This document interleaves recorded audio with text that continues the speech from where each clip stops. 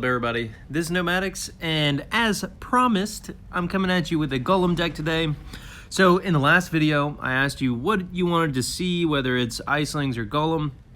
I'm going to do the same thing at the end of this video to see what you want me to play next. But anyways, so this is the deck right here.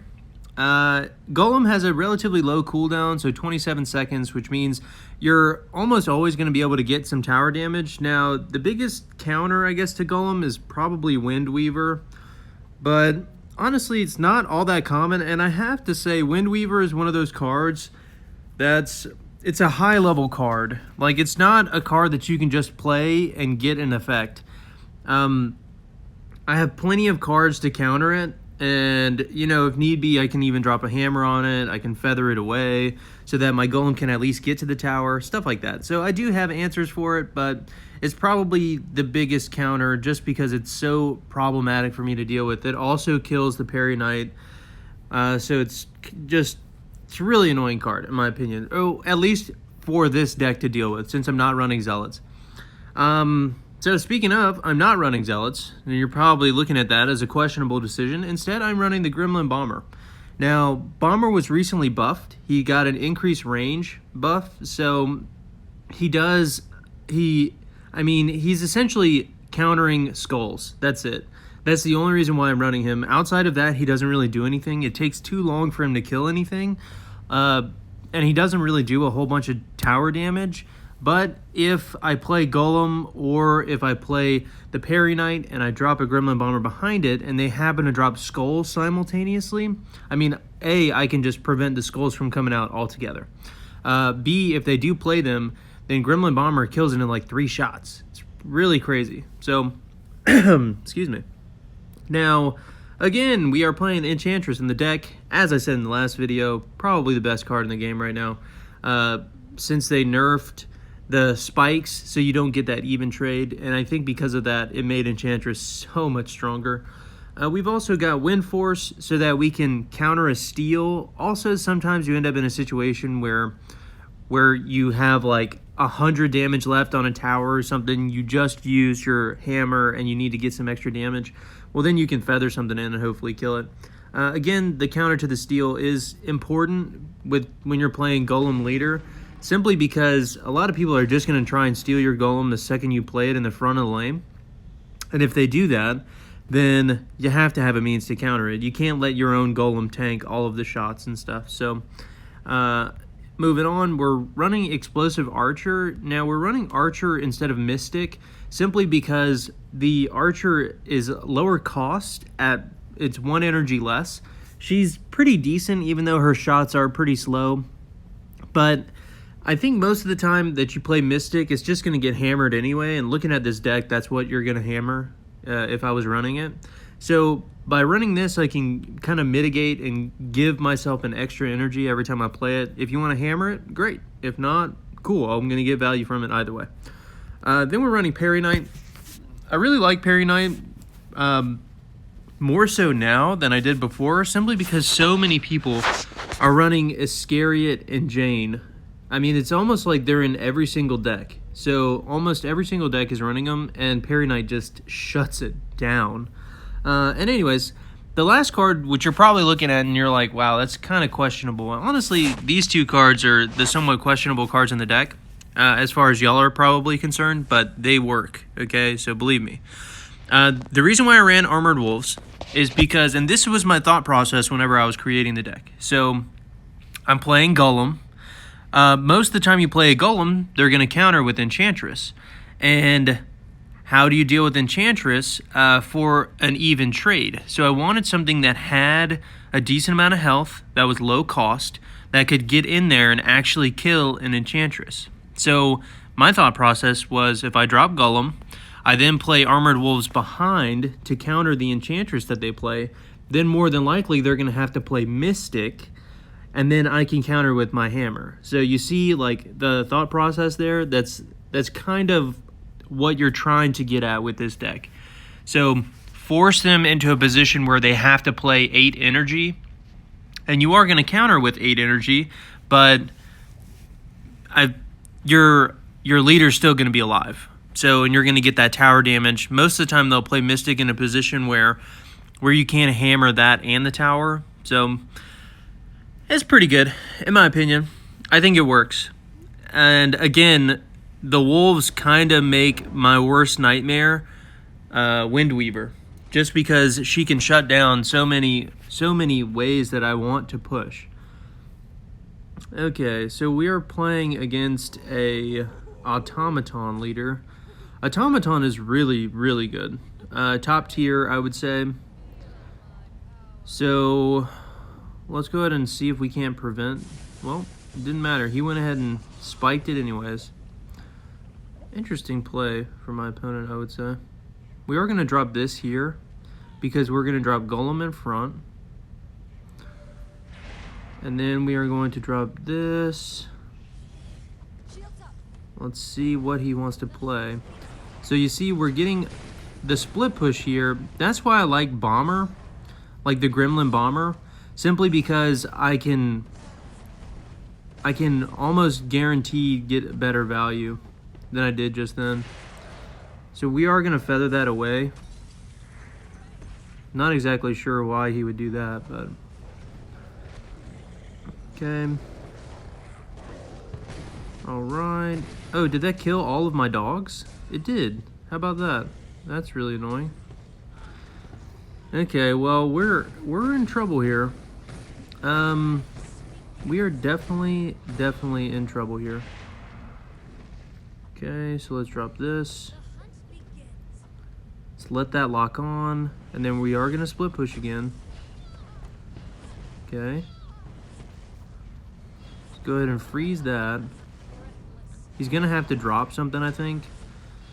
And that's fine. See, that's the card that I want to counter with Gremlin Bomber. That's it. So, because he had to play that in the bottom lane, it kind of threw him off a bit. And now he's gonna have to respond. I mean, he's got to do something here.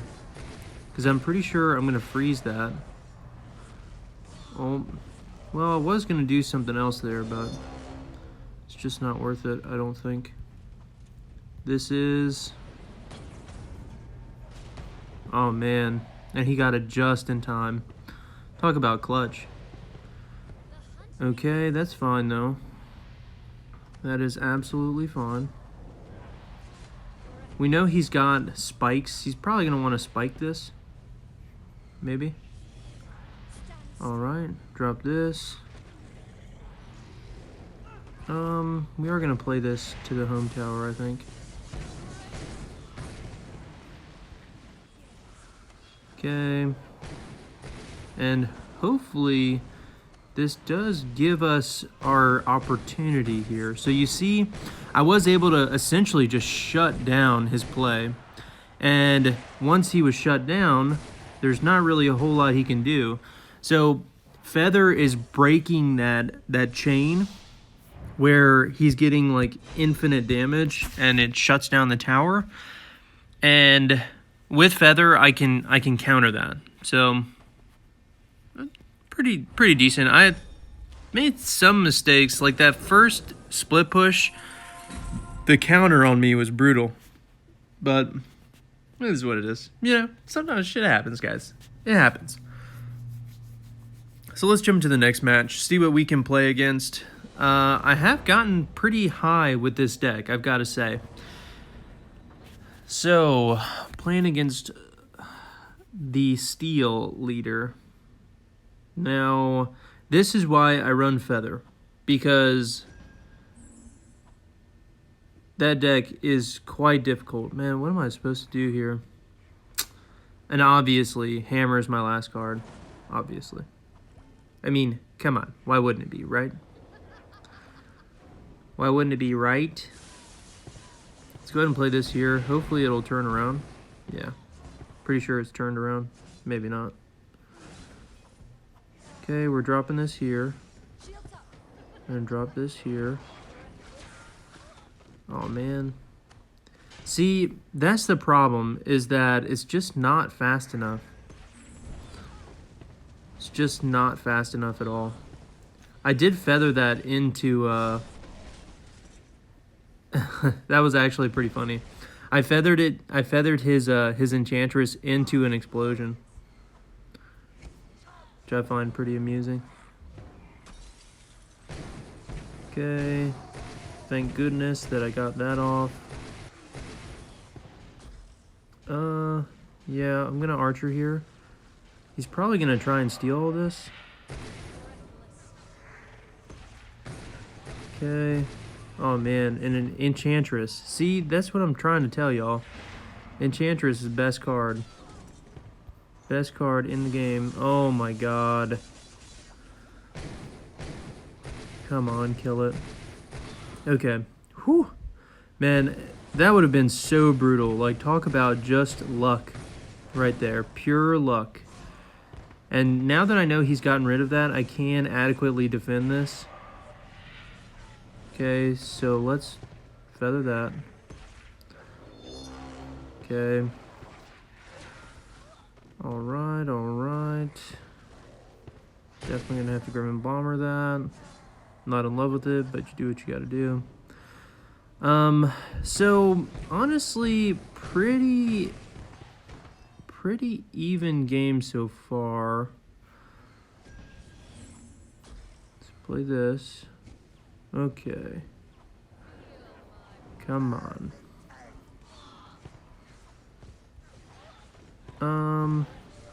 Hopefully this is fine. No. Okay. Well, nothing I can do about that. I think I should be able to take out that tower, though. If I can take it out without playing anything else, that's huge. Oh, no. Oh, no. I thought I was going to get it. Oh, my gosh. I cannot believe I lost that game. I should have won that game, okay? I had the push going in the bottom, 200 health at the top. I didn't want to spend 5 energy if I didn't have to, and because that small decision, I ended up losing the game. Oh, man. But, you know, sometimes that's how the cookie crumbles, guys. Sometimes that is how it happens. Whenever you make mistakes like that, you learn from them. So, God, that was bad, though. Oh, so bad. I had it in the bag. Oh well. So, let's get on to the next match. Maybe we can get a rematch and redeem ourselves. Probably not, but it would be nice. It would be nice. Let me get some redemption. But either way, you kind of see how the deck plays out. I do think Archer behind a unit does not stop the Skull Swarm fast enough. It just doesn't. And if you play it too forward, so say you play Golem in a lane and then you roll, then I just don't think it's fast enough. So, okay. So let's do this. Drop this here. Drop this here.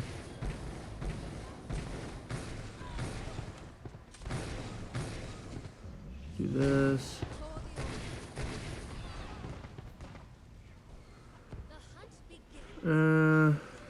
I am not going to put all of this in the same lane. That's really bad for him. Gotta admit, that is really quite bad for him. I'm definitely going to get this bottom tower. I don't think there's any way you can stop it. Okay. Playing this here. Again, just trying to prevent him from doing anything. So long as his units are focused on, like, his poor leader, never going to be able to do anything. Okay. I actually don't think those are going to be able to get in. Yeah, he stopped it. Still, though, was that a good play? I think not.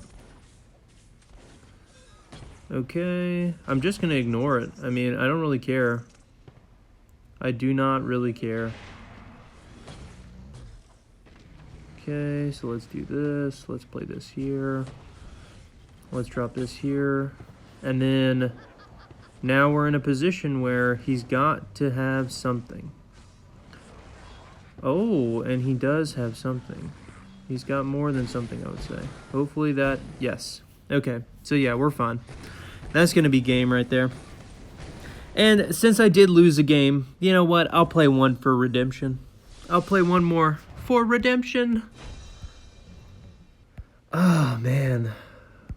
I'm still thinking about that loss. Brutal. Okay.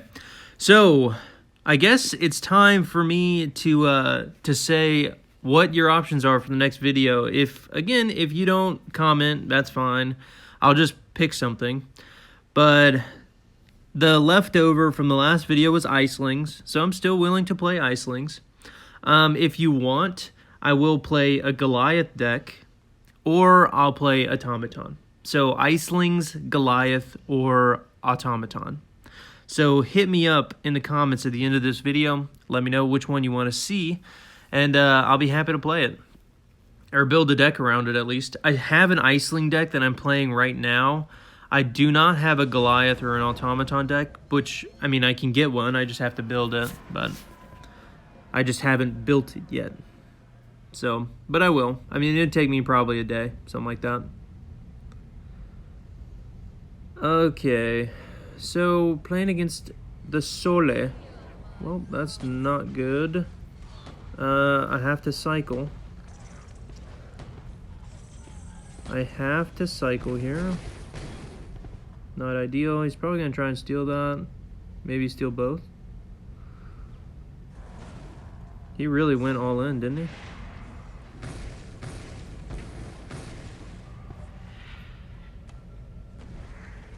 No, don't go to the other lane. Oh my gosh. Come on. You got to be kidding me.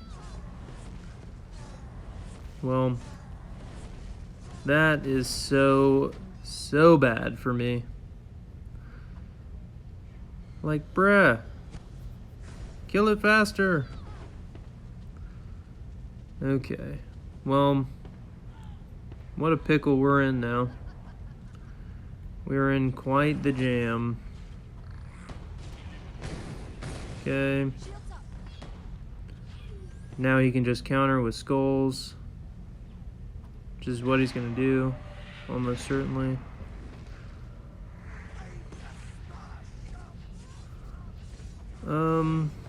Let's see. Maybe we can get this down, actually.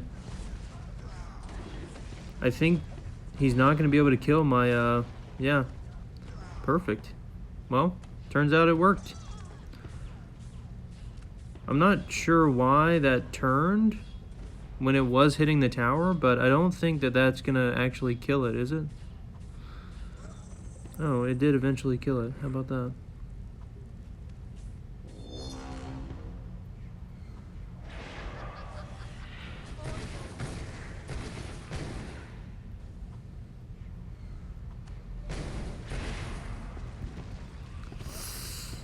Okay, come on. Come on. Beam. The double counter there, I think. The double entendre is what's getting me the win here. He's got a very interesting deck, though. Gotta admit. No. Okay, if I can stop that kill, if I can stop it, then yeah. We should be good. Oh, come on. Stop it again. Not in enough time. Not in enough time, but I'm pretty sure we've got this one in the bag. Pretty positive.